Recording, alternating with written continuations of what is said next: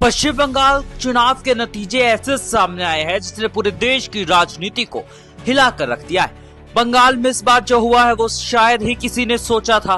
BJP ने ऐसे tsunami लाई कि टीएमसी पूरी तरीके से बिखरती हुई नजर आई।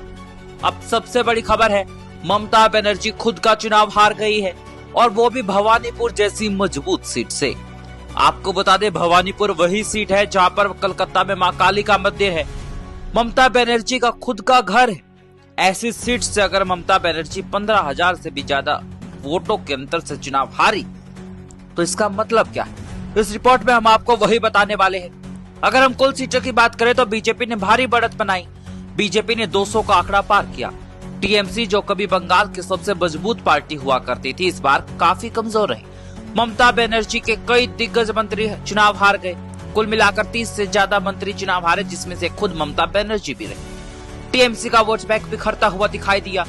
टीएमसी को पिछली बार 48% वोट मिला था, जो इस बार 41% रह गया, यानी कि 7% वोट नीचे जाता हुआ दिखाई दिया। बीजेपी ने गांव-गांव तक अपनी पकड़ मजबूत की। ये सिर्फ जीत नहीं बल्कि एक राजनीतिक बदलाव का संकेत है। सबसे बड़ा झटका तब लगा जब खबर आई कि ममता बनर्जी भवानीपुर की सीट हार गई है, वो भी करीब 5,108 वोटों के अंतर से। उनके सामने थे शुभेंदु अधिकारी, जो कभी टीएमसी के ही बड़े नेता होते थे। ममता बनर्जी के दाया हाथ माना जाता था। इस हार के कई मायने हैं। पहला सवाल नेतृत्व पर सवाल, जनता का बदलता मूड, पार्टी के अंदर असंतोष। इस चुनाव में टीएमसी के 20 से ज्यादा मंत्री चुनाव हार गए। ये साफ दिखाता है कि एंटी इनकम्बेंसी यानी सत्ता विरोधी लहर थी। जनता बदलाव चाहती थी। स्थानीय स्तर पर असंतोष था। कई जगहों पर कार्यकर्ताओं ने भी खुलकर साथ नहीं दिया। अब सवाल उठता है, बीजेपी इतनी बड़ी जीत कैसे हासिल कर पाई? उसके मजबूत कारण क्या है? पहला कारण है मजबूत संगठन। बीजेपी ने बूथ स्तर पर काम किया। केंद्रीय नेतृत्व का प्रभाव, प्रधानमंत्री नरेंद्र मोदी और बड़े नेताओं की रैलियों का असर पड़ा।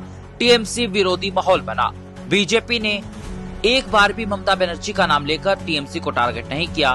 टीएमसी की सरकार के कामकाज को लेकर टारगेट किया, ना कि ममता को टारगेट किया। इस बार जनता ने साफ संदेश दिया कि बदलाव चाहिए, विकास चाहिए और स्थिर सरकार चाहिए। युवा वोटर्स और पहली बार वोट देने वालों ने बड़ा रोल निभाया। अब सवाल ये है कि आगे क्या होगा?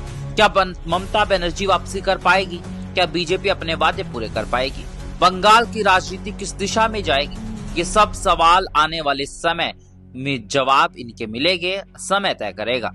ये तो था पश्चिम बंगाल चुनाव 2026 का पूरा विश्लेषण। आप क्या सोचते हैं, बंगाल में बीजेपी को इतनी बड़ी जीत कैसे मिल पाई? दीदी हार कैसे गई? क्या चुनाव आयोग और बीजेपी मिले हुए हैं जैसा कि टीएमसी कह रही?